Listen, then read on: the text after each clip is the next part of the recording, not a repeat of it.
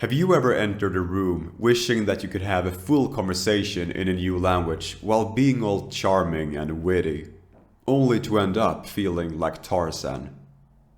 I know I've been there. And there are 3 things I really wish I would have started doing sooner when I started learning English and later on Spanish. Seguir esta estrategia me ha permitido lograr una confianza y una fluidez que durante mucho tiempo ni siquiera pensé que fuera posible. Y ten en cuenta que el vídeo de hoy se basa principalmente en mi experiencia como alumno más que como profesor. Number 1. Be okay with being a learner.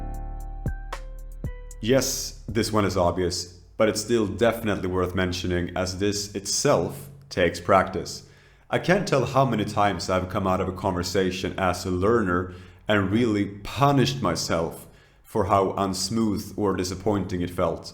Whether the problem was that I asked a question and I just couldn't understand what the other person was replying, or sometimes because even though I knew what I wanted to say, I ultimately gave up on saying it because I just couldn't find the words for it. And very often I would realize afterwards exactly how I could have said it, but in that moment I was just too nervous. Now, this is all normal. It's all part of the process. So as difficult as it may seem, make this awkwardness part of your learning. Consciously make a plan on putting yourself in this uncomfortable situation and face it. First, it could be something as simple as going to a cafe and ordering a bagel.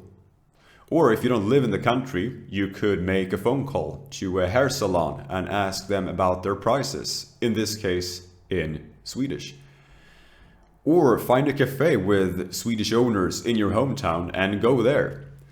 And as you gain more experience and as your level improves, make it more challenging.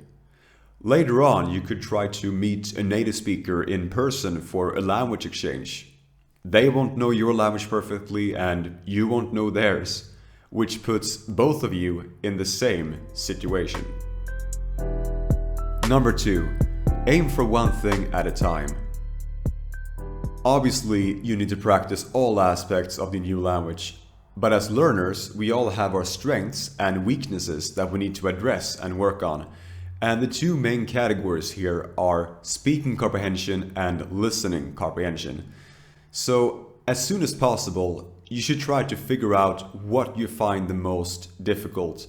Is it to express yourself in the moment, or is it to understand what others are saying in the moment? And if your main struggle is speaking, then you should, for example, look for a language exchange event, or what we in Swedish would refer to as ett språk-café. And by the way, if you're interested, nowadays I offer Språk-cafés online for beginners and intermediate students. I'll leave a link in the comments so you can check it out. And you can also find the link in the description below to a video that I've previously made specifically about tips on speaking. If listening is your main struggle, then look for a suitable podcast or YouTube videos with subtitles. And by the way, let me know in the comments if you would be interested in a future video with tips on what Swedish channels to follow. Now, also keep in mind that your strengths and weaknesses might and probably will change as you progress. So if your main struggle today is listening comprehension, then maybe in a few months after you have worked on that particular skill, it will instead turn out to be your biggest strength. And remember that it's perfectly normal to become mentally and maybe even physically tired in the process. I know that I have some evenings even ended up leaving the party a bit earlier than planned just because I felt so crazy tired from thinking in a new language. Number 3. Find your why and prepare for it.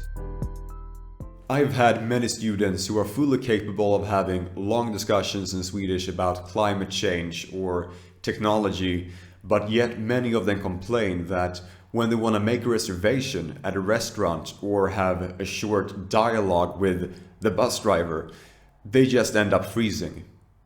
Think to yourself, why are you trying to learn this language? In what situations will you use it? Some people only learn Swedish to work in hospitals.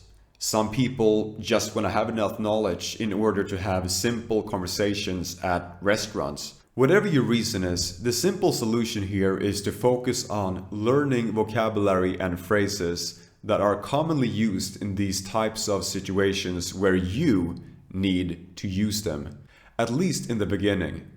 And sticking only to these specific goals will also most likely make you feel more motivated.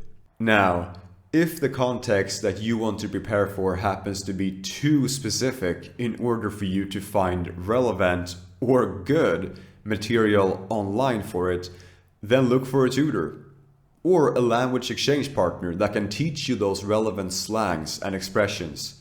Maybe even have a role play. You might just be surprised by how there always seems to be a way to learn, as long as we keep on being stubborn and determined enough to pursue it. Thank you for sticking around this far. Don't forget to leave a comment. I would love to hear about your experience.